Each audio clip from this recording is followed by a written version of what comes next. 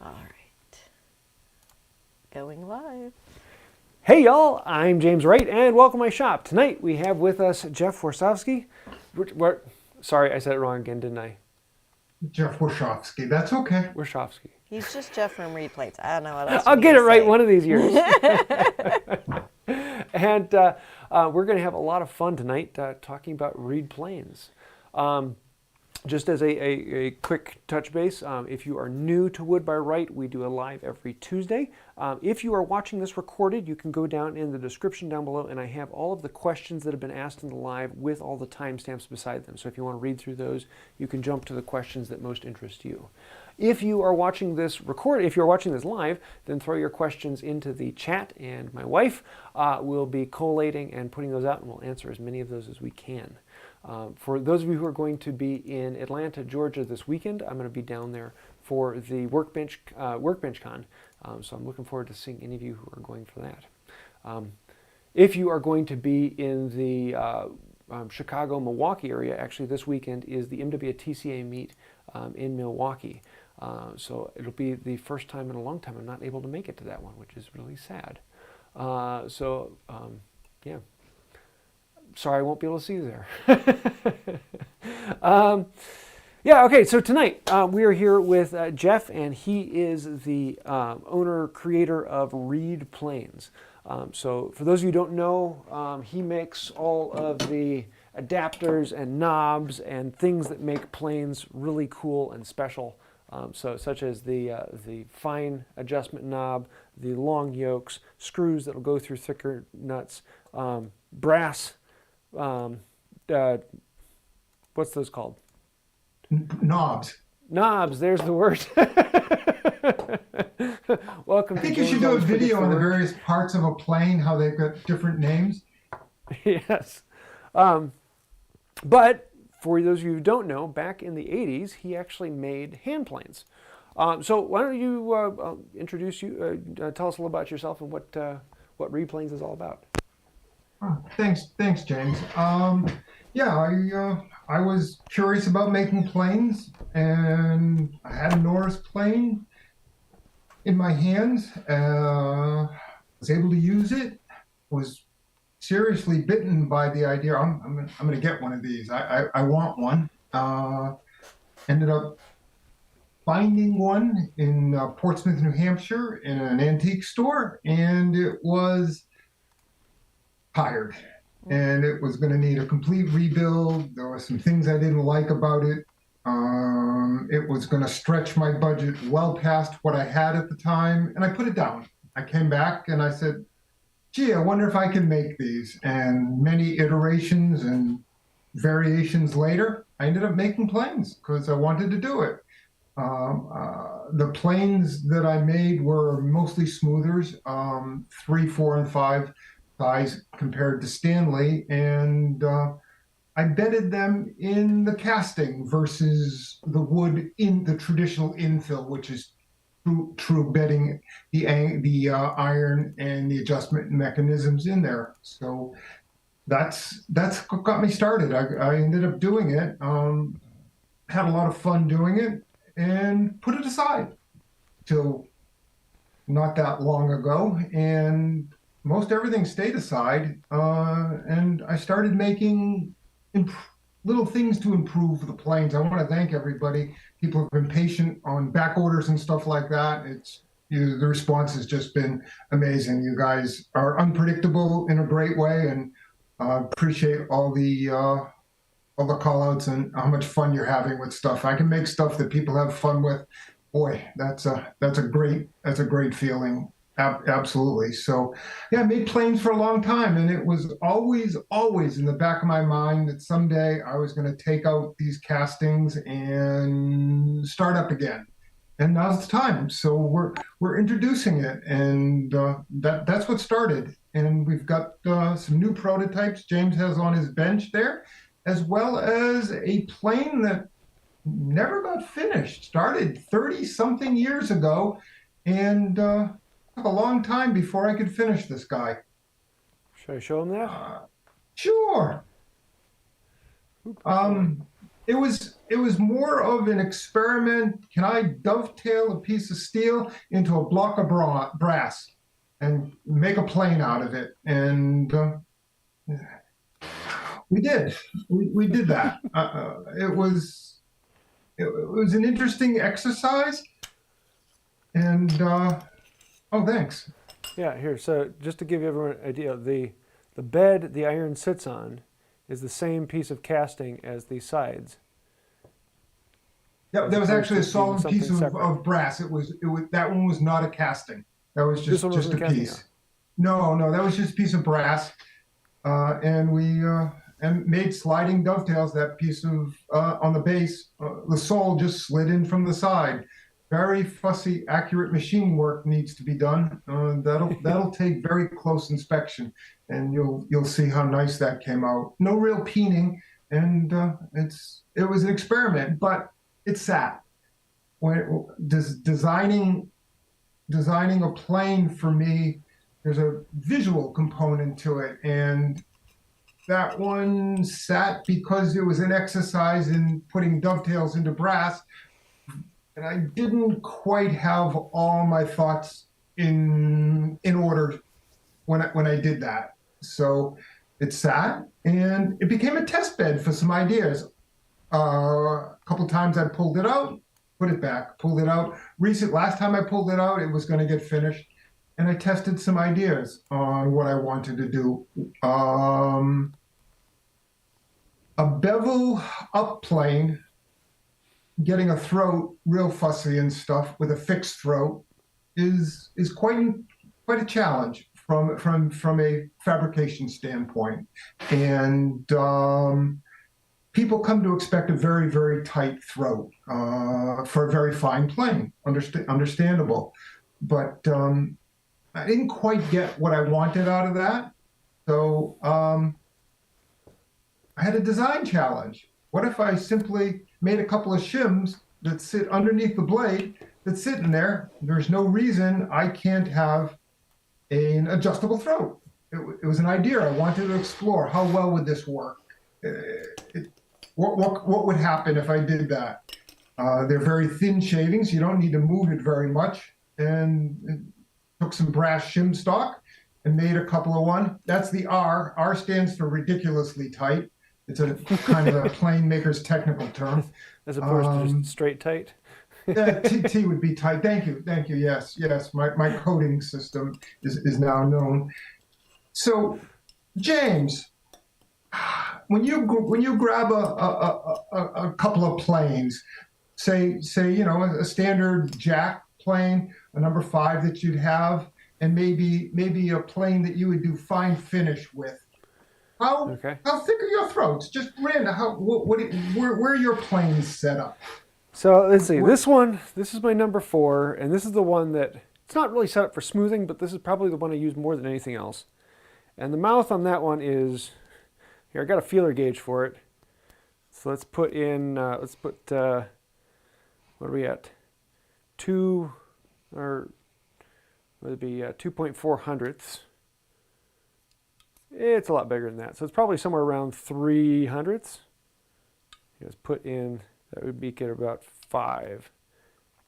No, it's not quite there. So probably somewhere around 4 hundredths. And that one's pretty tight. My everyday plane, this one is a good 1/8 inch. Yeah. Very simple. My fine smoother though,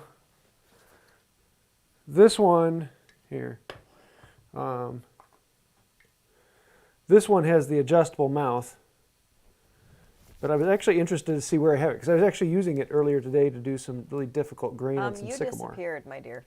Did I? Oh, I hit Yep. the wrong button. Hit 2 rather than 3. Thank you. So let's see where we're at with this. Here's 4 thousandths is my guess. So 0.004. No, 4 thousandths won't fit. Let's try 3 thousandths. Yeah, 3 thousandths will fit. Okay. So pretty darn tight. So I did. Yes, it is. That's very tight. I did a very informal survey talking to some other plane makers, and my goal on a fixed one, if I'm getting much tighter than 0.008 eighth thou. It depends on the wood species, it depends on the clogging, what you're using and stuff like that. So, I have to say, the only reason why this one is that tight is it has the adjustable mouth as opposed to frog moving. Any of these other ones, I don't think I would ever get them. Like this one is really, really tight at, what was it? 5,000th? Which is crazy tight. That's crazy tight. Yes, it is. Yeah. Most of the time, I think every other plane is somewhere around an 1/8 inch. Yeah, yeah. So it's one of the design considerations. What's the goal? Where are you going with, as a plane maker? There's many decisions you need to make in the process, and that's one of them. How tight do I make a throat on a fixed plane? Because if I make it too tight and using different species, it's just, you're going to be clogging. You're going to be taking it apart constantly, and that's one of the considerations. The other consideration making a plane is how much lateral motion do I build into the plane? I mean, it needs to be. I'd say when I started this is my relaunch. When I started making the block planes you have there, I was more. I wanted to be tight. And the castings wouldn't allow it. The castings had issues. So I said, okay, I did it, and I'm thinking that good lateral adjustment is not a negative to the quality of the plane, because it really makes demanding getting that blade square true every time really fussy. That's another design consideration when you're making a plane. How tight do I make it laterally to do that? And Stanley planes were notoriously sloppy, but they still do great work. That's why you look at a lot of the old infill planes. A lot of those were pretty tight walls, and the iron didn't have much slop side to side at all. I think a total maybe of a 1/16 of an inch total lateral would be adequate. But as your manufacturer, you can make it tighter. You can keep making it tighter. So that's certainly something that you end up considering when you're designing a plane, as well as the visual aspects of it and what to do. But so I'm making planes along the way. I've got some old castings, which I'll show you in a bit, that are coming back. But the block plane was always my best seller and probably the least used by me. But yes, I'm a block plane user if I'm a carpenter hanging some shingles. I have a block plane in my pouch, and I would use that. But on a bench, I wouldn't. So one of the first things to consider, I guess, designing a plane in a block plane is it primarily a two-handed tool, or is it primarily a single-handed tool? And what do you do to keep the balance right and things like that? And then you kind of want a block plane, I feel, to have an adjustable mouth, because you're going to do many different things with it. It's an extension of your hand. I know folks, you're chamfering 1 minute. Oh, I got to take a little shaving off here and clean this up. And you're doing many things with it. So I didn't originally, my original block plane that I made, this is one of the original ones, was a fixed throat. And one of the things I wanted to explore was an adjustable throat to do that. So I did an adjustable throat on this plane. And the other thing that I was exploring on this plane was a typical plane blade will have a slot either through or partial through here. And when you adjust your lateral, if it's straight across, you're pivoting off a corner. So if we can take a look at that, that actually has a curve to the slot in that, James, to do that. And my goal and my hope is that we're pivoting off the center of the blade when we adjust it laterally, going across that, to do that. So my blades on this will have a radius to it. And that was an important new design aspect I wanted to explore in doing that. So to do that. So far for me, I'm going to say I like it. The depth doesn't change that much because it's off the center to do that. So am I solving a problem that doesn't need to be solved? Maybe, but it's not adding cost to the product. It's not doing anything to drive cost or anything. It's an easy enough thing to do when the blades are manufactured. They're cut out with a water jet, and it just doesn't matter how the slot is to the water jet to do that. Yeah, I was trying to look at that in comparison to the Lie Nielsen. It has the similar slot back there with, well, the same adjuster now. But if I tap this over, yeah, it doesn't tend to move the whole iron, whereas allowing that little bit of radius forces it to pivot up at the nose closer to the center. So as you adjust it laterally, you're not changing the depth of cut so much. Huh. That was certainly cool. One of the things to explore. The other thing I wanted to explore was a couple of different ways to adjust the depth, and we did that with the Howard adjuster. That's what that one has in there, and the other one is a car that rides in on a shaft.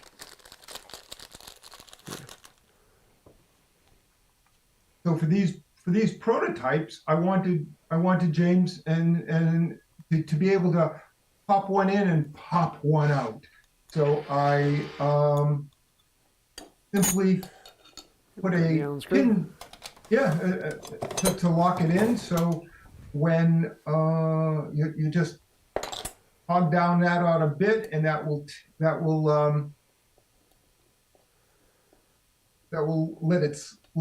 lock it in, and it won't turn, which you need for the one with the Howard adjuster. It's going to come right out. That'll come right out.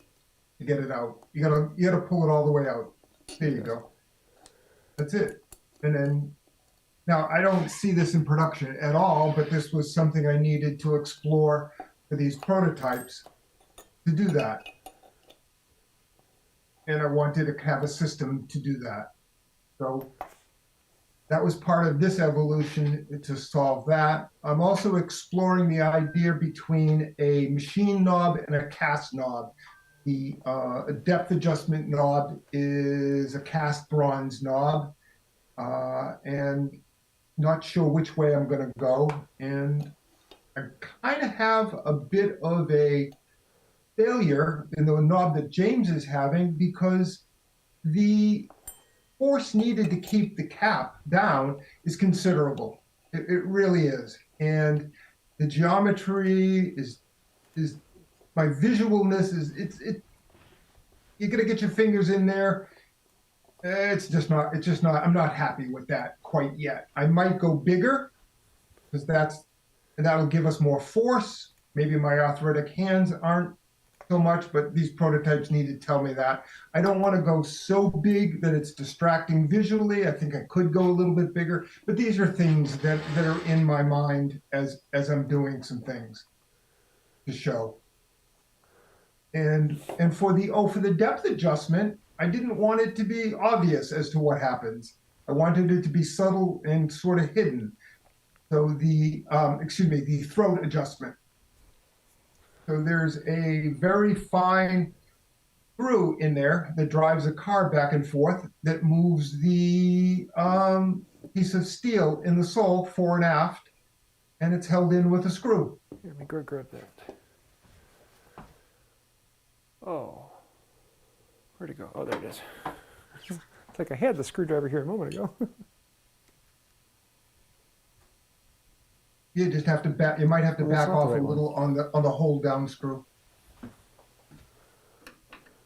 and that will move back and forth in a very fine a precision manner. Huh. Most planes are a little coarser on the adjustment.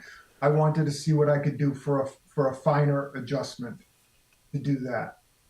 And the other crazy thought I had on the throat opening was, what if it wasn't 90 degrees as the shaving came up immediately? What if the start of the throat was parallel to the blade?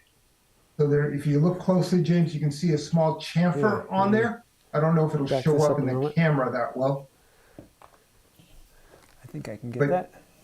there's a slight chamfer there. So I want to see what happens if the shaving is parallel to the blade as it starts out, and to see how that works in use versus asking it to immediately come up 90. So rather Does that than improve tarot? the back side of this moving mouthpiece, rather than it being 90 degrees to this plate, it actually goes back at an angle that matches the bevel of the iron. Yes, yes. So it guides And the everybody shaving can a bit more. see in the bottom of the plane where I drilled through the hole and put a plug. Oh, There's two of them. Look at that. These castings started out in poor condition, and some of my machining was not doing my math correctly many times on there. So those are some of the things I explored in this new design, as well as this is my first time with stabilized wood. That's a stabilized maple blank, front knob, excuse me. And boy, that stuff's pretty amazing. It really has a nice pop. It really, really looks good. One of them, the lighter colored one is a shellac finish, and the darker one, I put some oil on it, sanded it back, and then went and just buffed it. I want to explore different buffing options, different rouges, and see what I can get to it almost pop. looks marbleized. Yeah, it really came out nice. I mean, the block started like this, but it's just way cool stuff. So I think I'm going to be using stabilized burl for a lot of my handles going forward. So that's kind of my journey, where I've gone and what some of the stuff I'm trying to accomplish. And yeah, these are prototypes, but they're the next version will maybe call pre-production to see, because I got to get my finishes better and stuff like that. Do folks want a gloss, or do you want the matte finish with the sanding? There's lots of subtle minor decisions. Originally, all my planes were mirror finish on a buffing wheel. I'm not sure I'm going to go that way anymore. I think I might do a sanded finish forward. So that's Well, kind of what I've is been what's the next step you have coming up? Well, the next step is to start making smoothers. I've got a bunch of castings here. If I can share my screen, I'll Yeah. show what I've got. Thank you.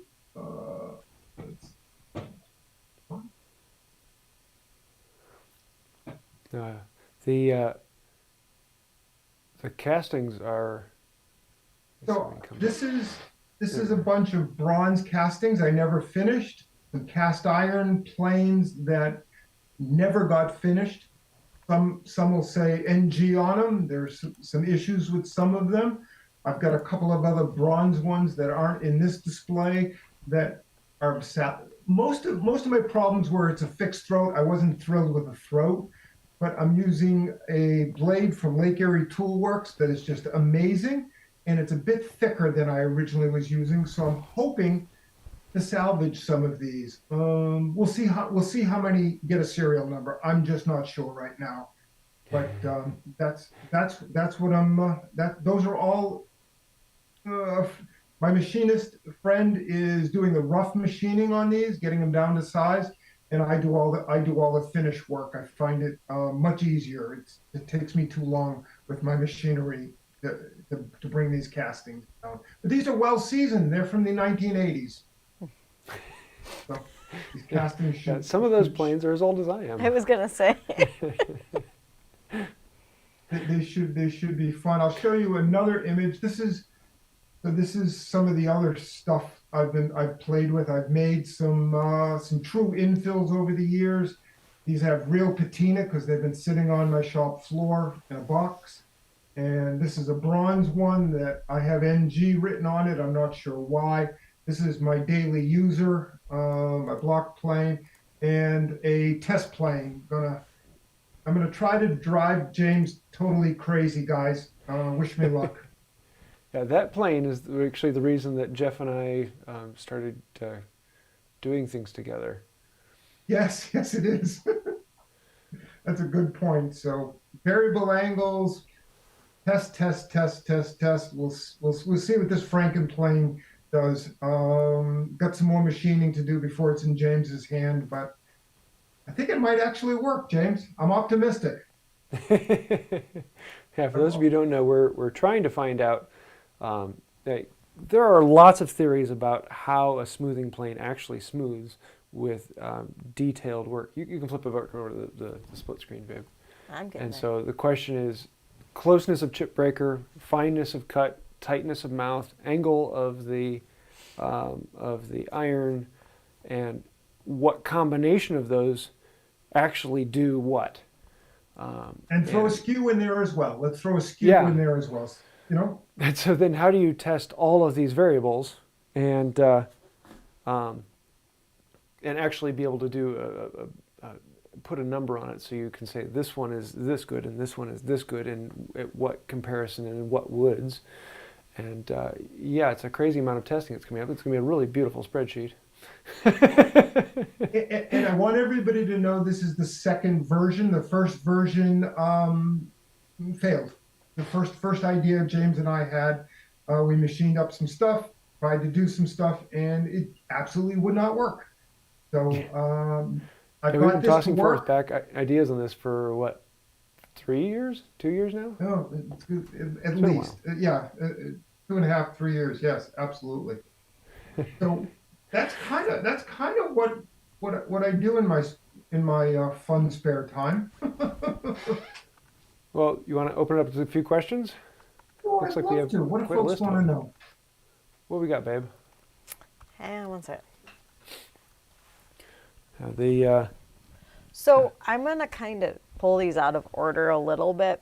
Perfect. We had a lot regarding like what the planes are made of. So I think it's the first block plane you showed. Is it milled That was from a single brass piece and of brass? steel, Sarah. That was brass and steel. Brass and steel. Okay. And in the planes, the block planes that James has, the 3 of them there, those are actually white bronze. I'm not going to use that material again. My foundry had a lot of trouble with it. The castings had a lot of porosity. Most of my there's epoxy in those. My main planes were cast iron and manganese bronze. So those are the materials I use. I like machining bronze. It's easy, it's nice, it's clean. I don't need a lot of coolant and lubricant.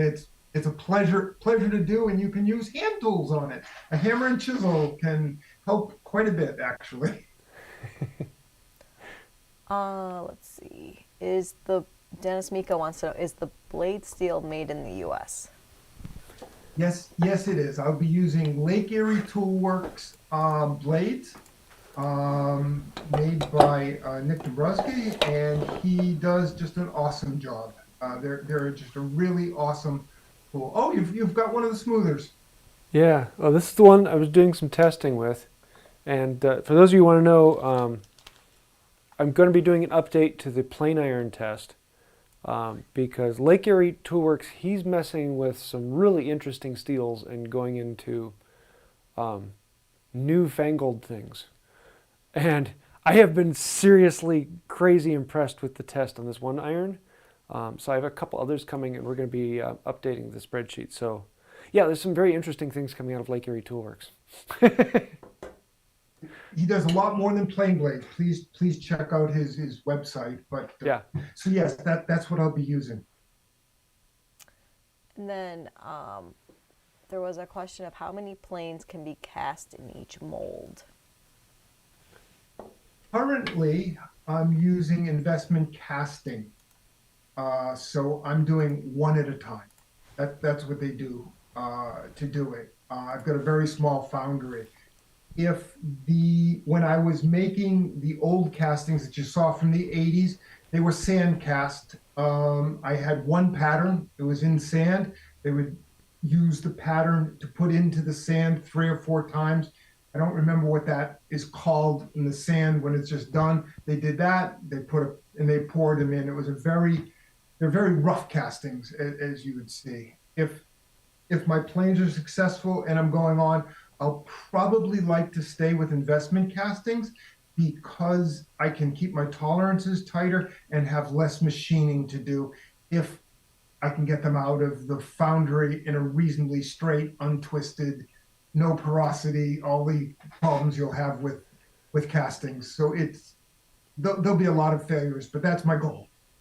That's one of the fun things about making something for production is that you have to not only think about making something that will work once, but making a casting that will work over and over and over and over again and give you something that's reliable and still be something that can actually be produced as opposed to a one-off.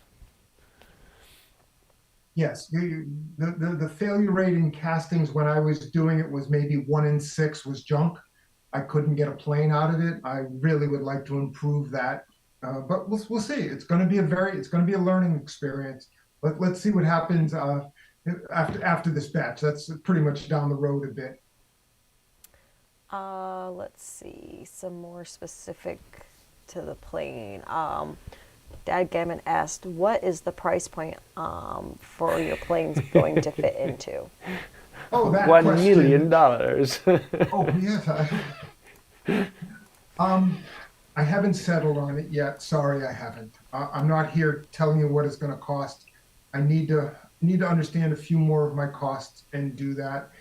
I'm sorry, folks, they won't be inexpensive. I'm going to try not to be very expensive. Let's just leave it at that. Probably will be knowing I'd say within about 2 months, I'll have pricing and know what I'm going to do. But I'm hoping that they're going to be custom to the person. The planes will be, when an order is placed, we'll talk about what you want, the wood you want, how you want it set up, and we're going to try to customize it to the user to what they want. Less than Sauersteiner, more Yes, than Veritas. a lot less.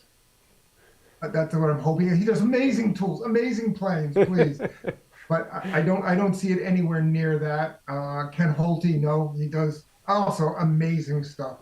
So it'd be less. Let's just leave it at that right now. Sorry, I'm not ready to say. There was a question when you were talking about the hold down knob of would spokes be better than knurling? Yes, actually, great question. Great question. Something that we've talked about. James, the Stanley not miter, chamfer plane. What's that number of that one? Okay, yeah, we're supposed to know what we're talking about. It's a number. Yeah, it's a number. Anyway, that one started off with a sort of a star adjuster, let's call it. Do that. Rob Kosman does great things. He's done one as well to do that, to make a depth adjustment for the Stanleys as well.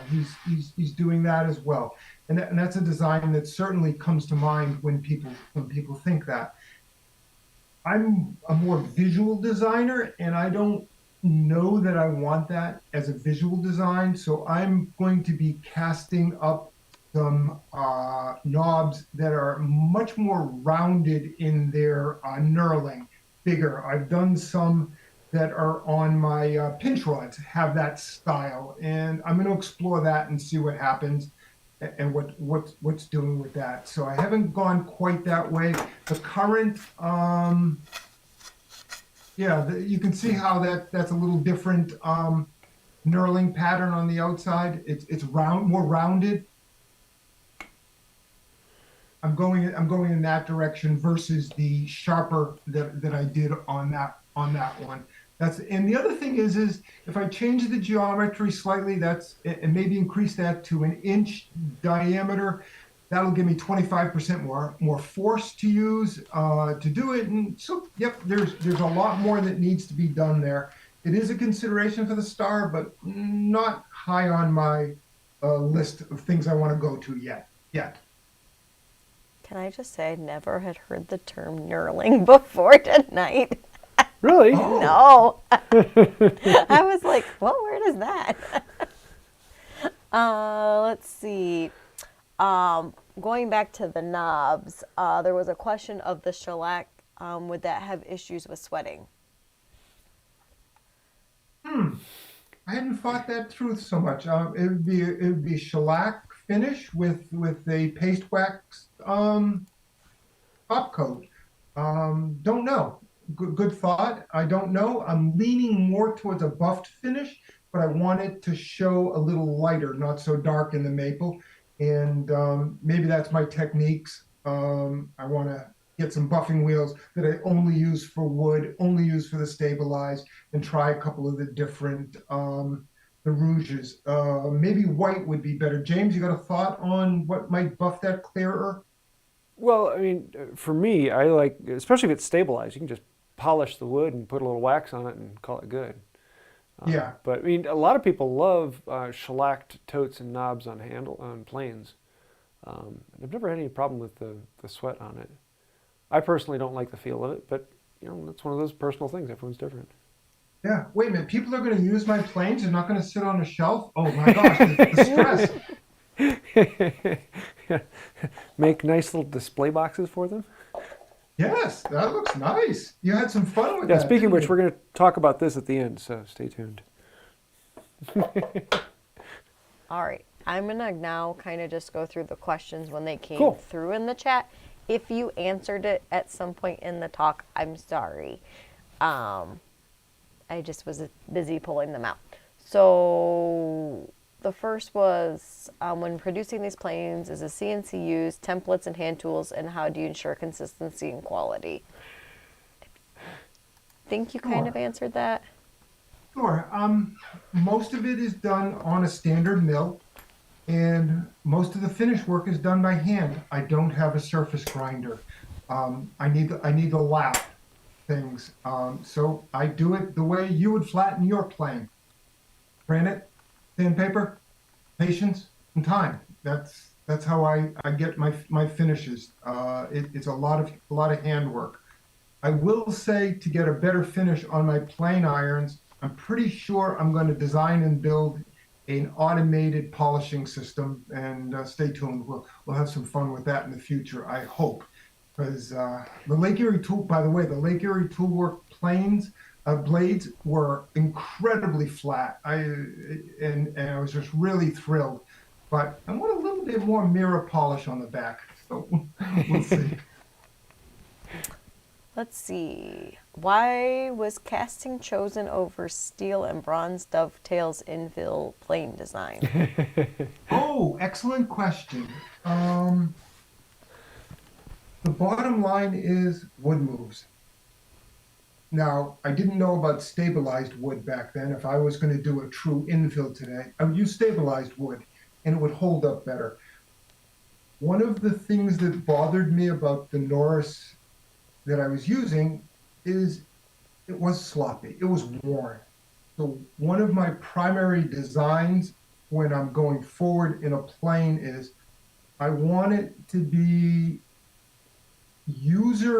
easily user modified to get rid of slop, if that makes sense to folks. So my designs tend to go around that. And if I have something bedded in wood, and the wood, if I have a hole in the wood and I have a piece of steel going in the hole or something like that, it's going to oblong over time. The wood's going to move. It's not going to be precision any longer. It's not easy to do. So I look at things through that lens, and that's why I didn't do it. And that's why I went with the solid casting versus a true Norris dovetailed plane going together. I've actually not made one. The closest I came was the sliding sliding dovetails to go into that. Yeah. But That was the thing that really caught me was this thing. I looked at it and thought, oh yeah, it's just a dovetailed plane. But no, the whole body is one big piece of brass, and it's a plate of steel that is dovetailed to slide in. That's cool. thank you.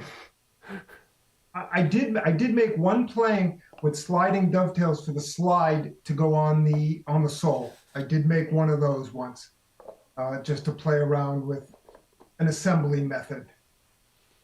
I've got it. I didn't like it. What's next? Sorry, I had this whole like if you were advertising these on Instagram or like YouTube Shorts, and like I had all this music I was gonna pair with the planes. Anyway, sidebar. I was like, Oh, you're past the knurling now. past knurling. I had Shoot. I'm so fancy going through my head, and as you were showing off the plane, and I was like, oh, never mind. I need to get back on track. You can save that for later, James, when you're doing a short.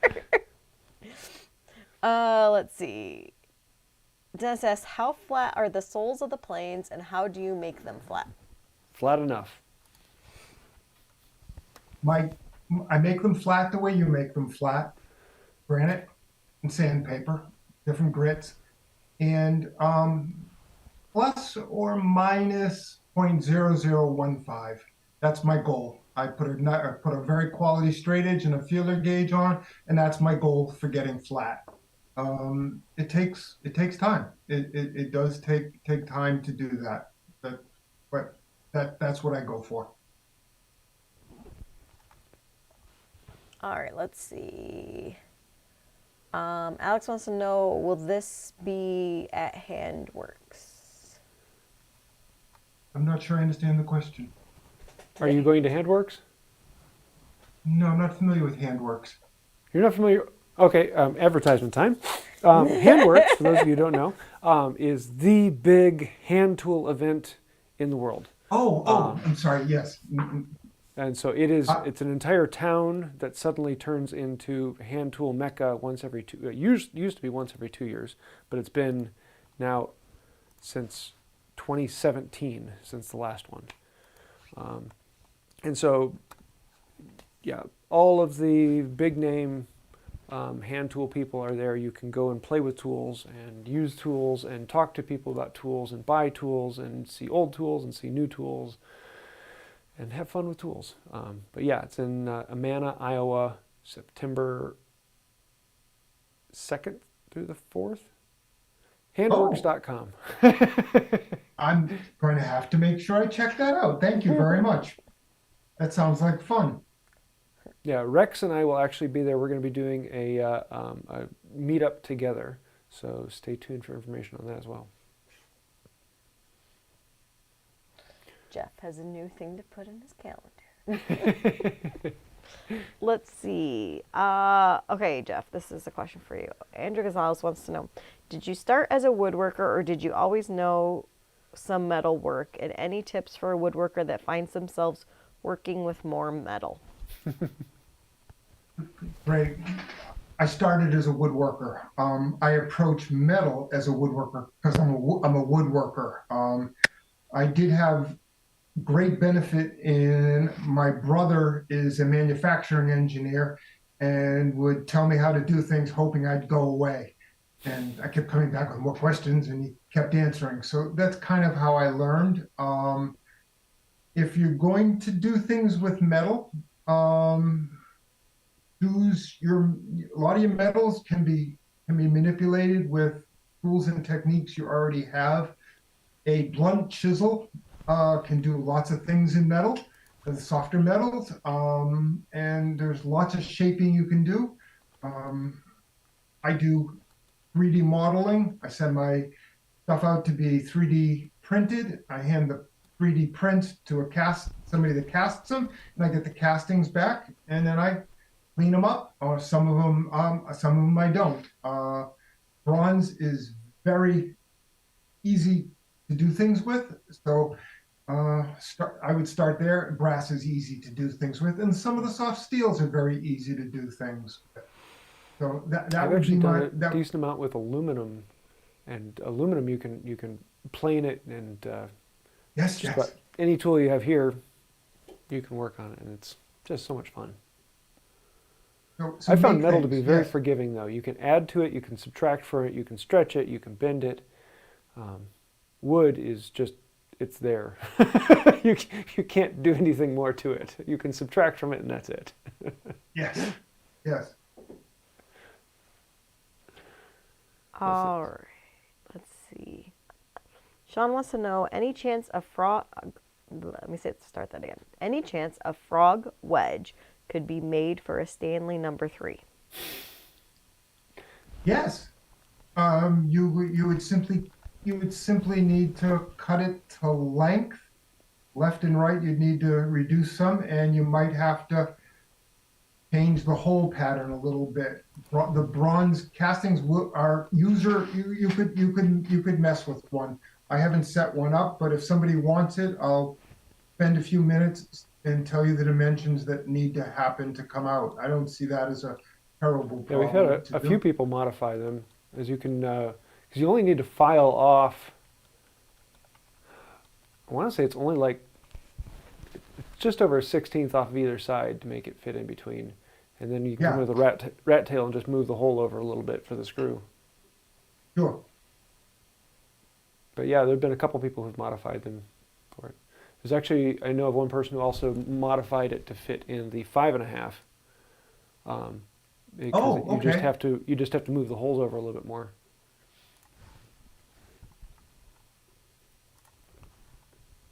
What's next, babe? Let's see.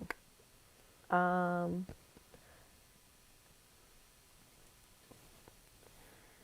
I'm going to skip some of just the generic questions because I want to get through the reed played questions first.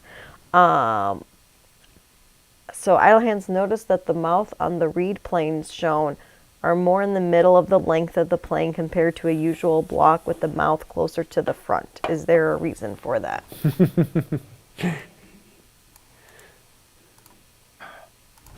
I think the balance on a plane needs to be a bit more in the center, and that's just me. I'm not a big block plane user. I'm satisfied the way these perform, but that's an interesting point. I might be moving my geometry a little bit more forward because I want the mass a little bit closer to the cutting edge as well.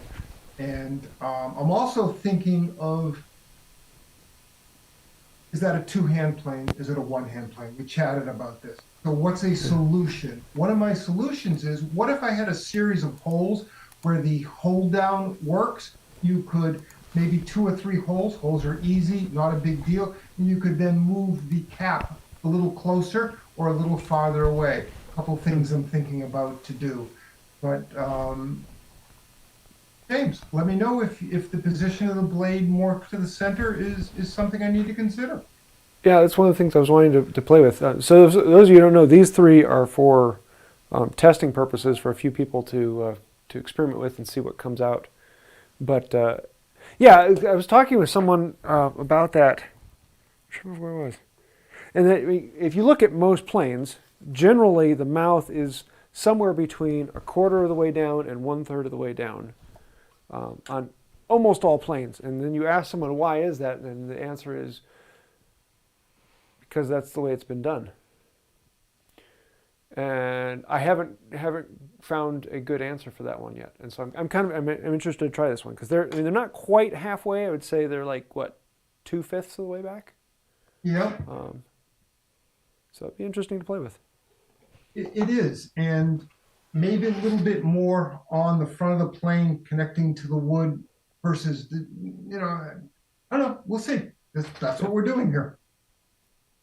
That I have to say, this is one of the things I absolutely love about Jeff is that the way things have been done is good, but he always looks at them with an eye of we can do better. There's always something new to learn, something new to play with, and I love that. So yeah, keep it coming. What's next, babe? Well, we have a super chat now. Oh, who we got? Dad Gamet says, enough of these guys. We need a mom joke. And oh, what size range of planes are you making? Do you have a joke ready? Mom joke first? No, answer the question as I'm copying this. Yes, so. ma'am. Yes, ma'am. Yes, ma'am.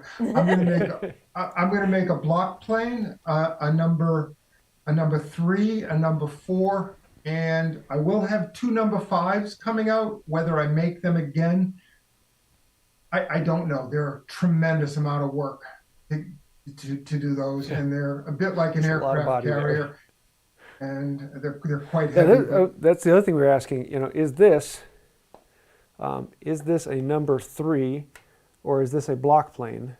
Because it's lengthwise, it's right in between a 2 and a 3, and it's, you know, a little bit bigger than your standard block plane. I will tell you, it weighs about the same as the new Stanley block plane. It weighs very similar to the Stanley block plane.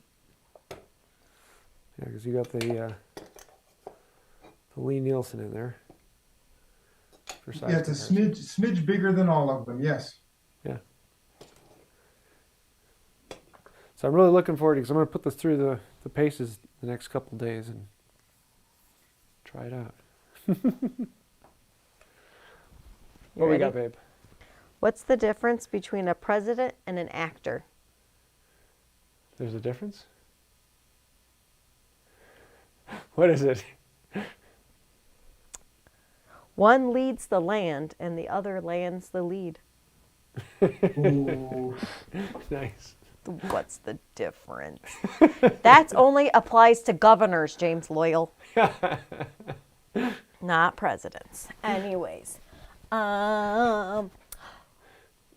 want to know, does Jeff have a YouTube channel?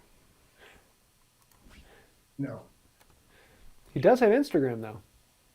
Yes, I do have Instagram. Reed Plains. Yes, I do that. I don't think I could get a video out. I think it would take me 500 hours to make one video. I'd be like, oh, I got to change that. I don't think I could do this. I'm looking forward to seeing your diving videos, though. Oh, yeah, I got one little 7. Never mind. We'll wait. That's taking me forever. What's next? That's why they're a match made in heaven. Let's see. I think we got a couple more, and then we're going to talk about this one. Yeah, I'm going to get through what we can. I think some people are going to have to send their questions in to you for answering later. Earlier you mentioned wanting to test the variables of plane settings on woods. Would it be possible to create a modern version of the scientific Kawai and Kato chipbreaker video from the 80s? That is exactly what we want to do. But to then take it to the next level. Twists, with twists. And there's some things that I know James and I both want to see on that. Yeah. No, that's actually the reason why I got the microscope set up to plug into the camera. And we've been testing it and play with it. And we thought we had a system that might have worked, and we found out it wasn't quite working. And yeah, and then the other thing we want to throw in there is how much force do all of these settings put onto the wood. So it does a higher angle mean that it takes more force to plane it. And so we'll actually have a rig in there to test how much pressure is actually being implied into the wood. And yeah, there's lots of things like that we want to actually do. So the exact same thing, just more data. Yes, and I just want to comment on what James said. That's what's driving me. When I started designing the plane, I used 45 degrees.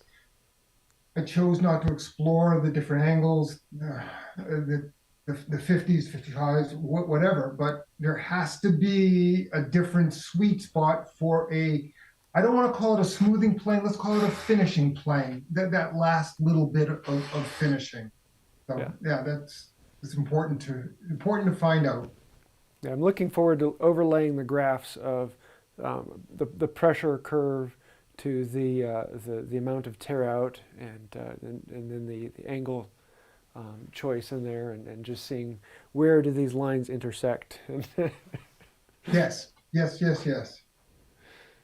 All right, I got one more specific question to the planes. Cool, let's do one more and then let's talk about this thing. Yes. So You made an adjuster knob with a bearing that can be used on the Lie Nielsen rabbeting block plane. Will you make the same adjuster for the smaller all bronze Lie Nielsen apron block plane? I'm getting asked that a lot. I'll be looking into it, but it's going to be a while because I've got some plane issues I have to deal with.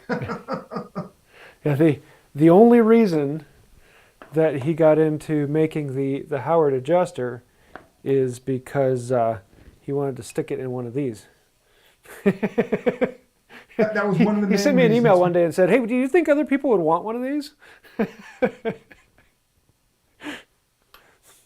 Apparently the answer is yes. Yes. How many did we, I think you originally sent me like 12. We said, well, we'll see how long it takes us to sell 12. Yeah. And what, almost 200 later? Yes. Yes. Thank you to everybody. Thank you. Yeah. So here, we've been hinting at this all night, but this is the, let me flip back over to this one. So this is the plane that has taken almost 40 years to make. So Chariot block plane. And so Jeff and I were talking through what can we do to make this special. So I ended up making this case with the base out of rosewood, the sides out of, what did I say? Can you scooch it? Sycamore. There you go. Sycamore, and then the top is out of walnut. And so we are going to actually end up raffling this off. So rather than, we were thinking about auctioning it, but the problem with auctions is it ends up being one person with deep pockets wins it, and we'd like to actually be able to give this as a chance for anyone. So we are putting raffle tickets on the website. There's a link to it in the description. And so if you would like to own this one, which has taken almost 40 years to come to be, the first of the new series of reed planes, and might I say a collector's piece. It'll be the only one. It'll be the only one. Yes, the one of a kind, the only reed plane. So if you would like to be in the winning for that, the running for that, the raffle is now open, and there's a link in the description. Go to woodbyright.com, and I will be drawing a winner for that in next week's live. So on the 7th, we will pick one lucky winner, and be sending that out. So yeah. So does everyone have one opportunity, or can they purchase multiple tickets? You can purchase multiple tickets. Okay. I guess. Well, I'm just asking because the question might come up. Yeah. You just put me off. I was going to say something else. Sorry. What do you want to say, Jeff? Oh, no, nothing. I just, I agree with James. I want people to have an opportunity. It's a one of a kind. I'm not going to make it again. It works reasonably. I like the way it works. You can get that mouth into very thin. Yeah. And it will come with the series of tight and, what was the other one? Ludicrously tight? Ridiculous. Ridiculous. Ridiculously tight. To do that. And hopefully somebody can put that to use. And that's pretty much just to announce that, yeah, I'm back in plane making, guys. It's going to be a slow process. It always is. I'll have a video coming out. It'll be this Saturday, actually, showing making the box. So stay tuned for that. But can you make a short with chariots of? Bum, bum, bum, bum, Yes, bum, yes, yes, bum. and then Little like plane slowly and then going using across the wood. plane. Sorry. One track mind Sure, tonight. dude. Absolutely, I'm all for that. But one thing, James, you have to explain all the different types of knurling to Sarah later on. Okay, I'm just gonna buy a raffle ticket just so I can. I need to show you how knurling is done on a lathe. It's actually rather fascinating. Yeah, I think she would like that. Yeah, Here comes alive, guys. There's a lot of satisfaction in watching those shorts. All my shorts are shorts. I don't know what you're talking about. Hey, and to the winner, I'll gladly do a Zoom call with you. Any questions about it, anything, we'll do a personal call. We can talk about it, and let me know your questions, and I'll try to walk you through any questions you might have on the plane. Cool. May the best woodworker win. So on that note, I think we're going to wrap it up. Do you have anything else you need to say before we go, Jeff? Just thanks to everybody. You're following my journey, supporting us, and it's very much appreciated. And I'm very humbled by all the product you folks are purchasing. So, and I know I'm putting Thank you, some Jeff, for smiles all on the- some. The crazy cool ideas you come up with, some of the fun adaptions and brass knobs. I have to say, this is one of those things, these brass knobs, when you first said it, I was like, yeah, I'm sure someone out there would like it. They're pretty gimmicky. I love them now. This is yeah. It has changed the plane. I enjoy it. So thank you for changing my mind on things. Thanks for having an open mind. Appreciate it. So on that note, I think we'll wrap it up, and look forward to seeing you next week, and we'll announce who won the Chariot plane. So I think I'll do it for now, and until next time, have a wonderful day. Bye. Thanks, everyone. Cool.